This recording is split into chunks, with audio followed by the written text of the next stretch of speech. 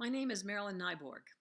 I'm the founder of WomenWakingTheWorld.com. If you want to learn more about who I am, what I've done and been thinking about, I invite you to go there. But I'm not going to take up the time to tell you why I'm speaking or who I am. That's not nearly as important. I think I have a message, and I would like to share that with the women of the world. I recently wrote a letter to men, which you can find also on Facebook. So I thought, well, maybe I should be writing a letter to women as well. Recently, I gave a presentation, and so I want to follow up on the notes and the ideas that I offered there. I feel strongly that we are standing at the corner of devastation and transformation. And I believe the only ones that'll take us down the road to transformation will be women, will be you and I, of course, with the support of loving men who understand our need to do this work, that we have a different way of operating, and we feel that need is incredible right now, that we must do things differently. Now, I'm writing a book, and it's called A Women's Guide to Sacred Activism. Now, what's the difference between an activist and sacred activism? I think there's quite a range, actually. There are people who are already angry. They've been wounded by life, and any opportunity they can find to project that anger out, they will take. And of course, we have a great opportunity now to really dump. And I'm suggesting also that there are the next level of activism. By the way, I think that's an old way of activism, kind of going to war with war. I've often said that I've met people working in the peace movement who are honestly pissed for peace. And I really don't believe that we can make war on war. It's the same energy, and the outcome is more war. So what is a different way of doing things? Another level of activism now is so many of us, women particularly, have risen since the Million Women Walk that was held recently after the 2016 elections. And women have really come to the fore. It is amazing. But I say to you, I think it's important that we don't repeat what the men have taught us about activism, shall we say. People want to go protest, and they want to be angry, and a lot of people are in an enormous amount of fear. I certainly understand that, and I certainly know it myself. But I think it's very important that we not focus on what we don't want, that we really begin to make demonstrations instead of protests, that we do so respectfully, and that we, above all else, be able to articulate what we want, as women in particular.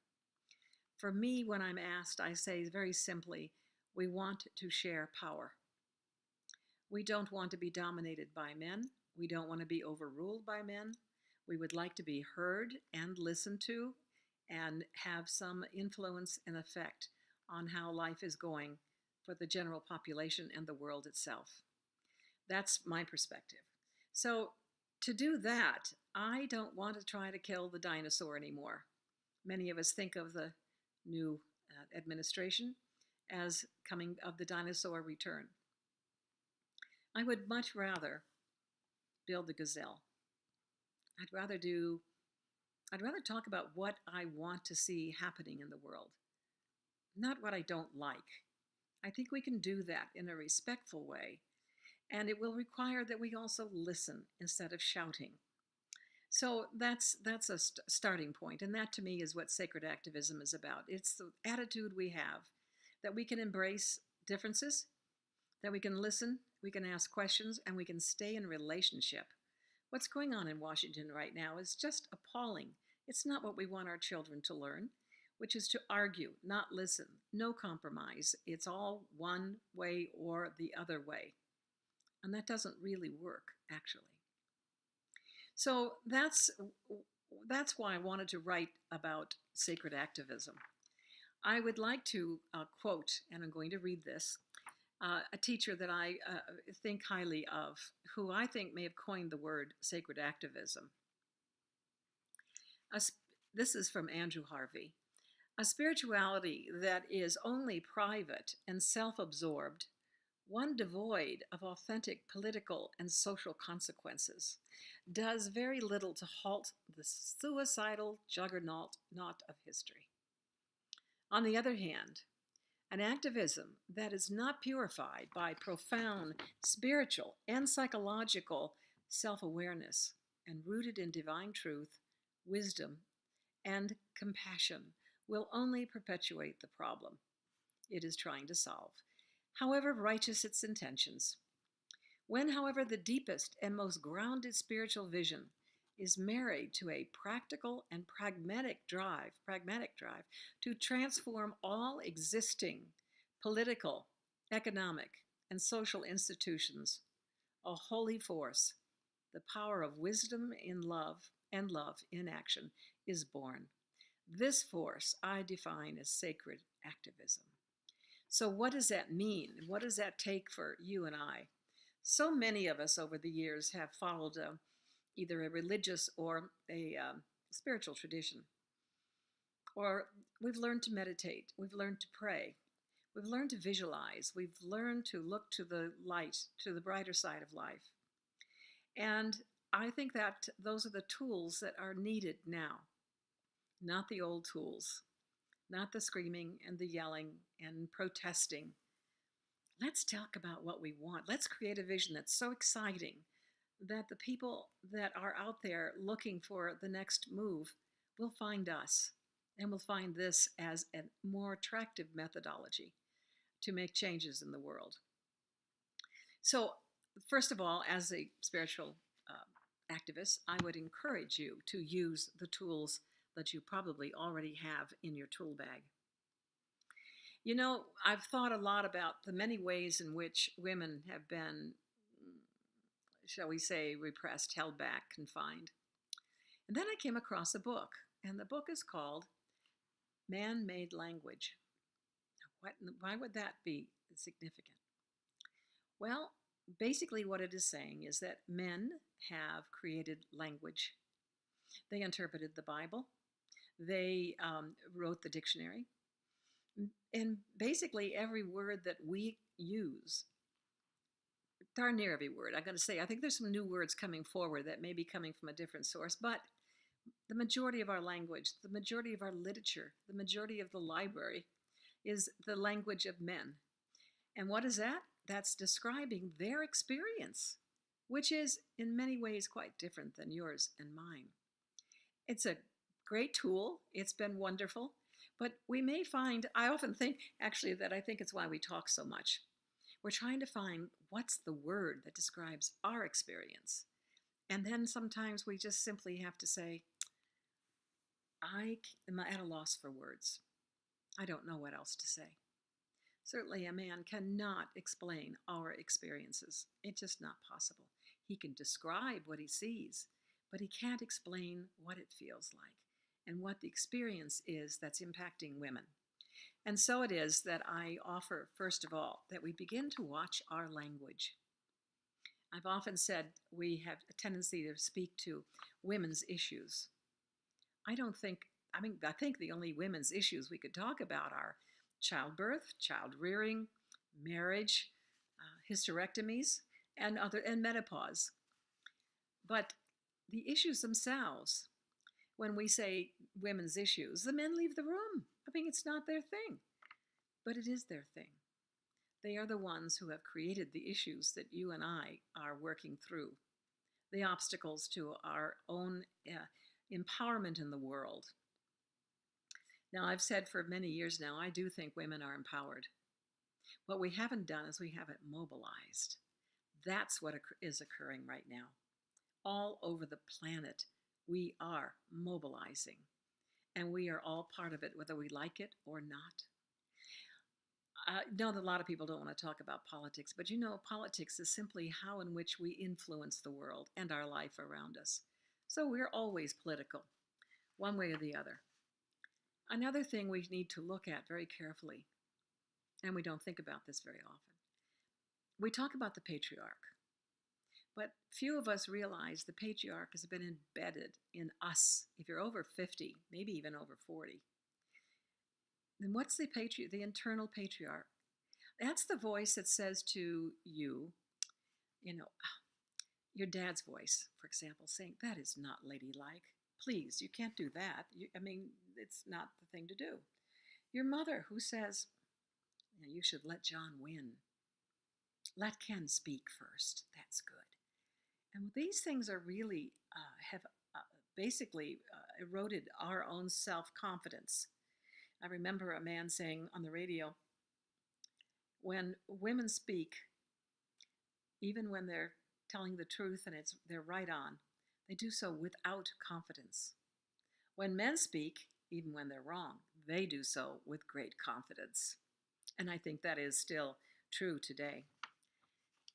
One of the things I think for any activist right now, at the most basic level, in addition to writing your letters, in addition to making your calls, in addition to getting out the vote and running for office, there is something very simple. It's the conversations we don't want to have and that we have avoided for years. It might be with your mother, your family, your brother, your best friend, people in the neighborhood.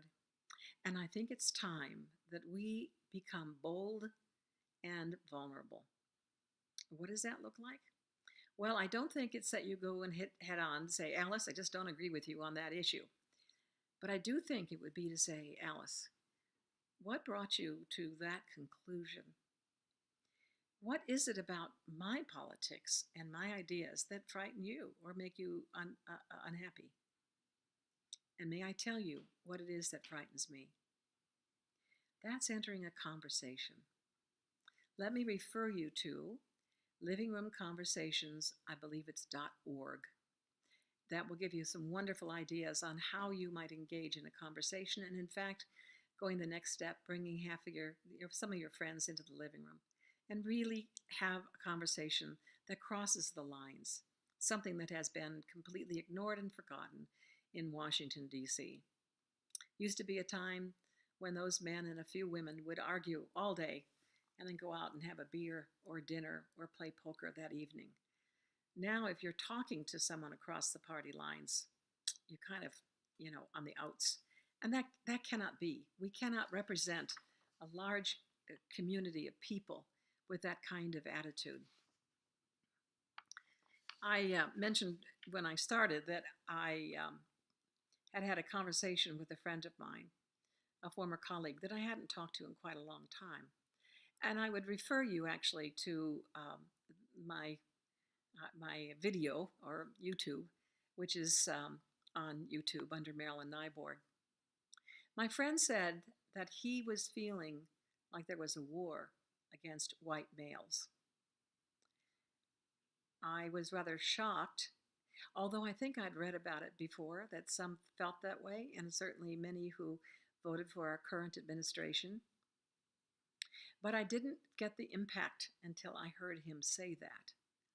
And it disturbed me because what I believe is true is that we have a pendulum that is swinging now from a male-based culture, male-dominated culture, to one in which women are beginning to rise to the occasion.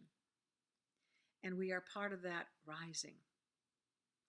And that's scary for the men who feel their privileges, their white male privileges, are being threatened by women and by minorities for that matter. Anyone that's not white male is threatening that. And I think that is why we see what we're seeing now in Washington is this huge threat that we are bringing to bear. And we must, not because we want to rule the world, quite the opposite, because we want our influence and the feminine perspective to be included in the world. And so that pendulum will eventually swing to the middle. I promise you, that's where it has to go. But right now, we need the time for ourselves to gather our strength, to experience our own empowerment, and to do so with love and consideration. I was watching Oprah Winfrey on her Super Soul Sunday, which I love, and she was interviewing a woman named Sister Joan and forgive me about the last name. The last name is Chichester. Chichester. I can't pronounce it. It's Chitttister, and I've had a block to that name ever since I've heard it. So Sister Joan is a nun. She's an author and a lecturer, and she was asked this question by Oprah. What do you see changed? What do you want to see changed in the world? She replied, nothing will change in the world until the situation with women changes. And she went on to say this, and I have to read it, I don't want to miss a word. You cannot simply dismiss half of the human race, which means dismiss their agendas, dismiss their needs, dismiss their gifts, dismiss their intelligence. We are now in the place where men are running everything, and this was done maybe 2 years ago. Which means that humanity is seeing with one eye, hearing with one ear, thinking with only half of the human brain. We are bringing to the table only half of the needs of the human race. I don't mean that men are doing this purposefully. It's just that they only have half of the human experience, their own. They have half the wisdom.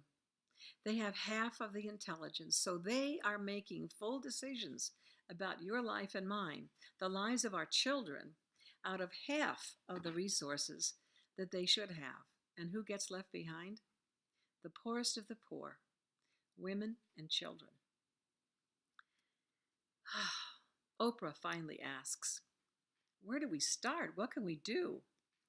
And I have absolutely loved this response. Something, she said. Something. So I would ask you, what is your something? And what is yours to do? I'm going to say that again. I hope you will take this with you from this program. For the world we want to create, you must do something. You must ask, what is mine to do? There's a quote that I have loved for many, many years. It was written in around the 1800s by Matthew Arnold. Now, this is a man with great vision, and we are almost 200 years past his invitation and his vision of possibilities for the future. If ever there comes a time when the women of the world come together purely and simply for the benefit of humanity, it will be a force the world has never known. I invite you to join with us. If you have not seen all of the many, many resources that are coming up online these days, please check it out. The group we've started here in my community is called Indivisible Women, and it is women only. And it has grown so quickly from 33 to 2,400 members on our Facebook. Indivisible Women. We are doing it differently. There are indivisible groups now across the country, and there are many that are mixed gender. Most of them are mixed gender, actually. And in our community, we have another 4 others that are mixed gender. There is one other that's all women, and they sit in circle, and they really support the heck out of one another and give each other courage, which is so much of what we need. So I hope you find your way into a group that is doing this work now, and that I hope you bring with it spirituality, goodness, beauty, truth, and the way of women. I thank you for listening, and I do hope you'll come visit me on Women Waking the World. Thank you.